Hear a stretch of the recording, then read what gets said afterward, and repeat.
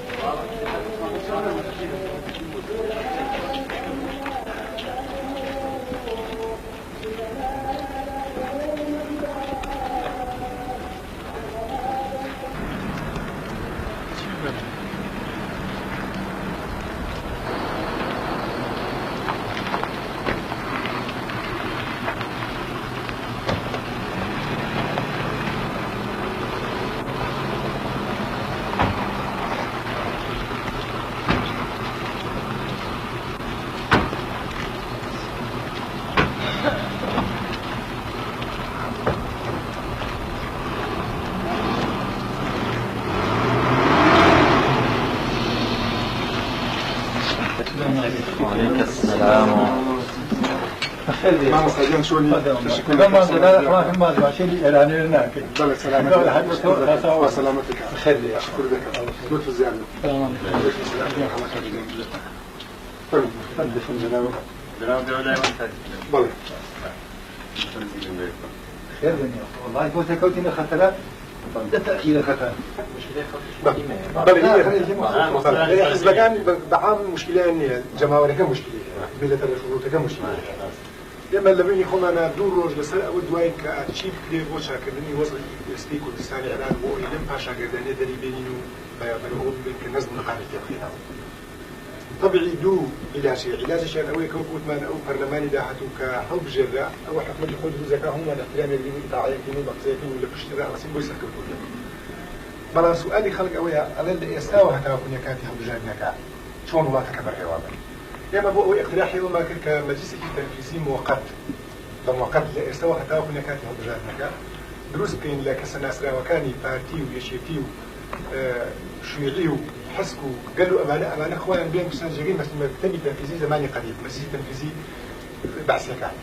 يقبل أمانة عامة كي خوي زموكاتو مثلا أمر رئيسي مسجد تنفيذي أمان أمين عامل داخلي أمان أمين عامل تجاري واقتصاد أمان أمين يعني هالكسك لإما إيش شيء بالبداية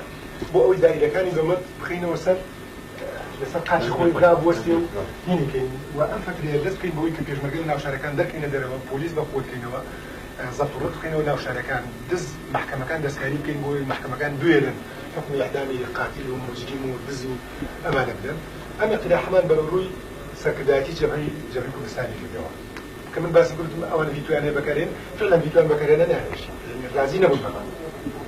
فيتو أنا ما دام انتخابات ما لبرتماي بيزنا كام مجلس التنفيذي هذا كان جيري برا خوتي شكا جبا كان جيري برا كينا يعني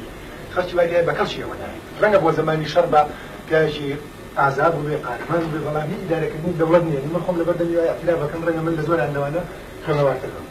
شكون من ليش قالوا جاد عيب بغاطر وش وصل لنا على السخاوة لزماني شا كردية زانم عربية زانم فارسية زانم ألماني زور باجي زانم إنجليزية زانم لهيش نقول مشايسي ونازل بلندانش نشوني كأو سليماني من محافظ سليماني بشوفوا عرض في المستشفى صار من خلق رأي هنا مسألة الشواني دولة هذا كسر شيء ترى بيجي لك شو من لا بشتري أو بلي أزاني شهر زايا بدأ خوص كده تيجي موافقتي بس أول نكرة غير موافقتي بس أول كده مثلا يجي لو اشتاني كإما روبرو ما نبتو مسألة دولار ك سرچاوي شيء زور قبل بقول اقتصاد العراقي يعني وشان ما ينقدر بدون زكية أساس 400 مليون دولار لكردستان للرجال حلفاء أوانيت لو صرف كراوة حكومة العراق هش 400 مليون دولار كي بفاري ساخته ذكري من تو بدتي بقى بدتي بو ملاعة قبل ملاعة قبل شو ما تبي كلو به هنا وتوي إما ماني أما تنظيم كي أما بتقتني بس سليماني ناكي أما أجيت شكون دولار كي لأنه هو كي الهولير هي السليماني هي اللي كبيرة بس ما أنفتري مركزية شو ولا كردستان هذا مسكين أو إجراءات ثانية كي بس هم كردستان يعني أنا بدولار من السليماني مناكي يعني لو ليرج مدري كم شيء بوقع لدهوش بيم مدري كم شيء بوقع أم دولارنا لباقي كابوكينوا تشجيع دولة من كانش كين بيا في دينار عراقي كذا من بقازانج بسور كذا من هر كسي يسي بالباب شبه إيران وتركيا وسوريا وهرجع قاعد يشتركوا إخواننا من يكل اشتيا كله دولار كده الدنيا تسليني بس يفينو بروش كان ما بكره كهاتوا حسابي لقلابين زين بعيشني كذيوا إلا رازا كان رازنا كان بيخدم بازار ولا أمشي أنا هني شيء إما يسمعن وين بينك حتى أجر بوماني شيء بيت كنت خوي تنصيب كار دوام من إخوانك الصلاة ولا مالي دايم من شكون يوم متى نزلنا الشيء محمود تروح في الجلوس كدور فتريك دوام يكدور لتاريخ كده بشر نازل وفاسد قاسم محمد جمهورية الشوالاني جلوس كدور شارك تشوفكم على بعض حتى يسحبوا خو هم كل بشر نازل وفاسد إما الباحث واحد فين شيء بيت بود الدنيا إسلامين كأتواني حكم راني خو معقي لكن لازم اللي من أتواني حكم راني خو معقي بلا والله يمكن بعد ذلك خليك معنويات بروح يعني لسر كدايتي أو حزبنا خدش بيت هذا اللي كفيه خجل إداري ولاتك إداري الديوان هي لباشاي زماني طول باشتريش يعني بخيرش ديوان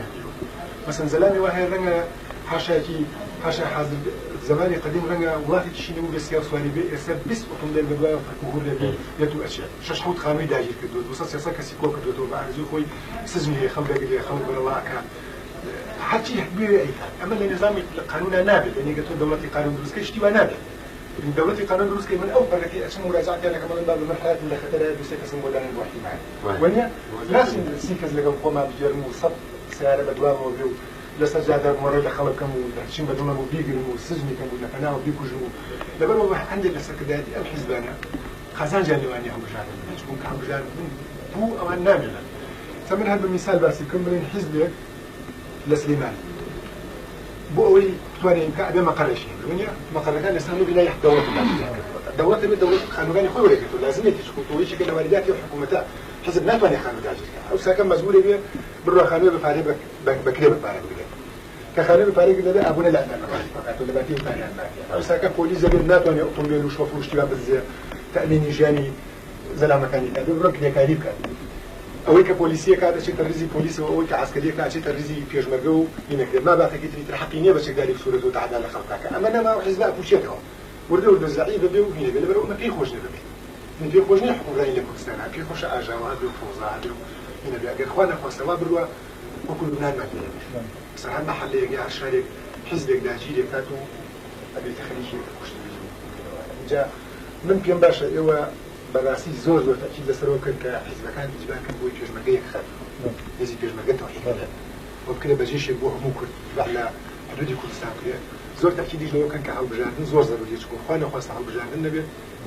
أبي بحربي يعني يكون نعمل بس